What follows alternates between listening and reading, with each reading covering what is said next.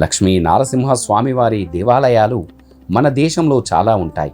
అయితే వరాహం, నరసింహస్వామి అవతారాలు కలిసి ఉన్న విగ్రహం కొలువైన దేవాలయం కేవలం సింహాచలం మాత్రమే. ఈ స్వామి దర్శనమే మహద్భాగ్యం. మరి నిజరూపాన్ని దర్శించుకోవాలంటే ఇంకెంత అదృష్టం చేసుకోవాలో భక్తులందరూ. ఏడాదికొకసారి చందనోత్సవం పేరుతో భక్తులకు ఈ దర్శన భాగ్యాన్ని కల్పిస్తారు. ఈరోజే వైశాఖ శుద్ధ తదియ అక్షయ తృతీయ రోజు. హిరణ్యాక్షుడనే రాక్షసుణ్ణి వధించేందుకు శ్రీ మహావిష్ణువు వరాహ అవతారాన్ని ఎత్తాడు. హిరణ్యకశిపుడనే రాక్షసుణ్ణి సంహరించేందుకు నరసింహ అవతారాన్ని దాల్చాడు ఆ శ్రీహరి. అసురులైన అన్నదమ్ములు ఇద్దరిని వధించేందుకు ఆ శ్రీహరి వరుసగా ధరించిన అవతారాలే ఇవి.